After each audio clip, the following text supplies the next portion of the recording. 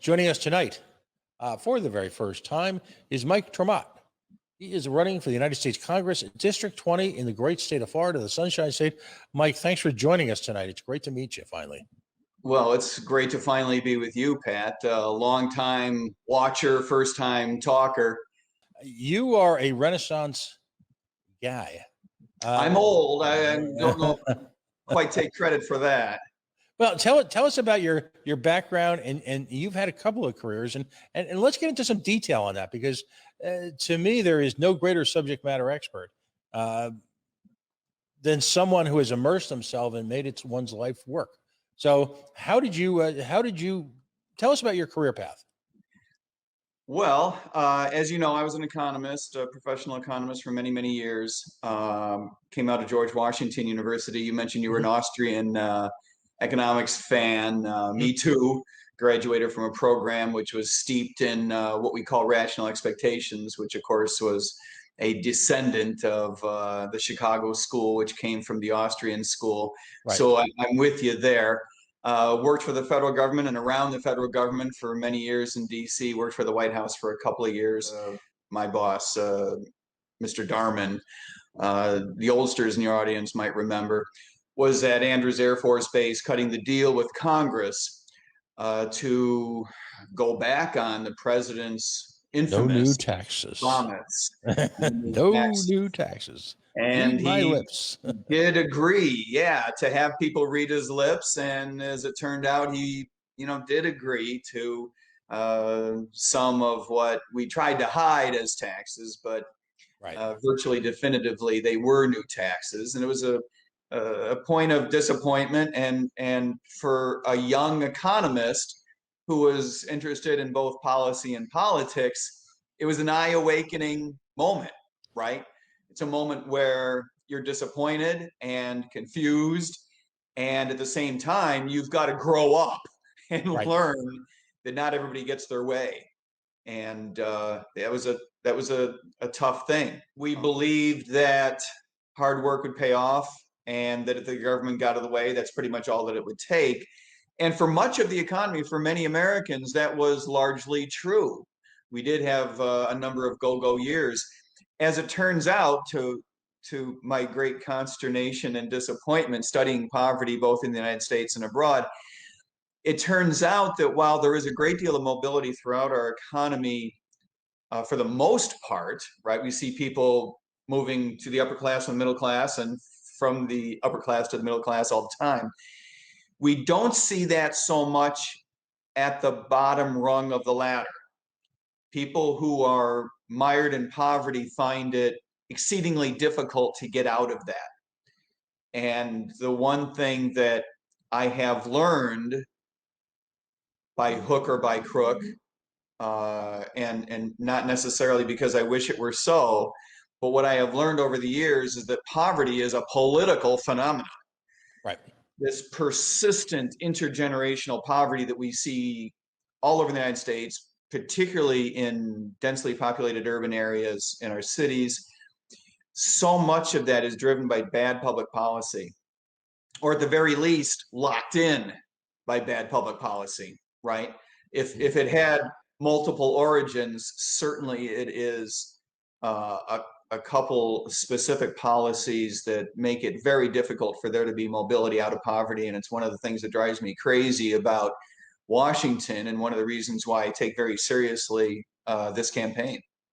With the crime bill in 1996, much of which we are still trying to live down. When you think about the war on drugs, the war on poverty together have caused so much mischief. And in fairness, many of us were optimistic, although we were a little skeptical at the time, right? But in both cases, you couldn't help to be optimistic because the problems were significant. You wanted something to work. If you weren't on board with the war on poverty in the 70s, you had to wonder about your ethics. None of us had enough experience to know that this wouldn't work. You could argue that the size of government needs to be held in check, but I think most everybody thought that if you brought the right resources to bear in impoverished communities, you had to be able to do some good. And Well, I'm sure that for some individuals, you did do some good, but as it turns out, it's largely just not only a waste of money, but undermines the way markets are supposed to work.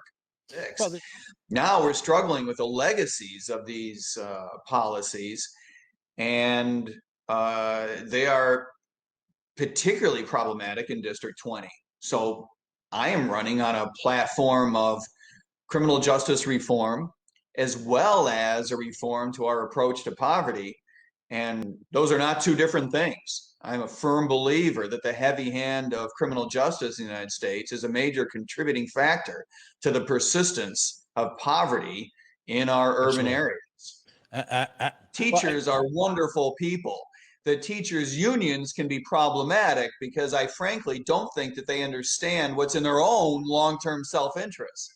If they did, they would be pushing for more competition for their own members' services. Can you imagine if instead of having only one big school board in your area, you had a bunch of private schools and charter schools that were well funded, all of whom who need teachers, and now they're bidding up the salaries that are right. made available to good teachers. And if some of those programs weren't completely unionized, the schools would have the ability to pay the good ones more, the bad ones less, indeed to fire the bad ones, making more resources available to the good ones. A good teacher would be making more money, I believe, were it not for the unions. Well, I am a police officer here in Broward County, in southern mhm, Broward County. I've mhm, been on the road as a patrol officer for the past 11 years. It's been a second career for me, and mhm. it's been tremendous. I am a big believer in public service. There are things about it that will drive you crazy, including the fact that there are laws that you wish didn't exist. One of the things that we got to talk about is that we need to stop criminalizing so many victimless behaviors the way we do, Right. not just in Florida, but all over the United States. And some of that is, especially the drug war, is led at the federal level. One of the constant complaints about education and that I'm hit with, and I'd be interested if you've been confronted with this yet, I'm sure you will be, is that, well, people tell me all the time, if we eliminated public education, because one of my personal hashtags is end public education. That's not too confrontational, right? The people lose their minds and say, who will guarantee equity for, students from the BIPOC community? The Who will, market. right? Because they're not. First of all, the market. Second of all, we don't have equity now. Right. That's the big lie. It's a huge lie. If you're in a bad public school district, it's probably because there's no money there. It's going to limit the opportunities you and your brethren have to make any money, thus continuing the impoverished nature of your school district. Your schools are going to continue to stink. You're not going to have any competition from private schools because no private school is coming to your town because you can't afford to pay them. So you're going to be locked in. Good luck achieving equity or equanimity or whatever you want to call it in your politically correct ways this year. You're not getting there with public schools. You're just not. Of the many things that are wrong with the criminalization of drugs, the drug prohibition that we have going on in the United States, is that it absolutely drives a wedge between police and the communities that we serve. And I believe that due to the nature of police work and the nature of medical services that can become necessary for people who are stuck in addiction, police officers are likely to be involved in one way or another with drug addiction problems in the United States for many, many years, possibly forever. And by the way, let's not kid ourselves about the extent to which we have an opiate addiction problem in the United States. It's huge and deeply problematic for those people who are involved in it. People are extremely hesitant to call 911 when they have a problem, right? Even a medical problem, certainly a financial problem, but more importantly, a medical problem, because they're afraid that someone's going to go to jail over it. Right. This is a very difficult thing for us to overcome, but very important. So I guess what I'm saying is I'm not advocating that police, just have no role to play. We want a market for police officers. It's more like other industries. Mhm. We want union contracts to be reformed so it's easier to fire the bad ones, pay the good ones more than the bad ones, promote the good ones. We want a market between departments so that we can move people around in a way that makes sense. In other words, portable pensions. On the disciplinary front, we want more accountability. We want more transparency regarding that discipline. We want communities to be more involved. I'm a big believer in, I'm not a big believer in politicians, but I'm a big believer in the fact that politicians have jobs and that at the local level, those jobs include being involved with the police departments for which you're responsible.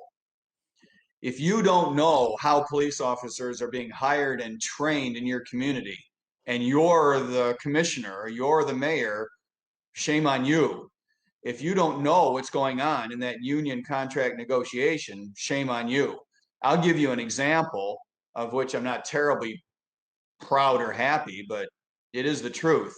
I was sitting in on our most recent, a couple years ago, union contract with our city. We don't have a giant police department. We're talking about 100 officers, big enough to have a little union and a union contract, but not big in a real world sense. And we said we wanted a certain raise. We want a 5% raise. And the city says, oh, we only want to give you a 2% raise. And then you start haggling, right? Well, I'm sitting there waiting for the city to tell us what else it is that they wanted, right? I mean, surely these people, the commissioners, the city manager, the mayor, surely these people have television sets. They know what's going on in the United States. Surely they know what's going on in their community. Surely they're going to ask for greater accountability and more flexibility in terms of discipline. Surely they're going to ask to be involved in determining what the path of training is going to be. They didn't ask for anything. They asked for absolutely nothing other than to pay us less than we were asking for in a raise. That's how the negotiation went. I'm not saying that that ought to make us proud of the union. I'm just saying that you can't completely blame the unions when the politicians themselves have their heads in the sand.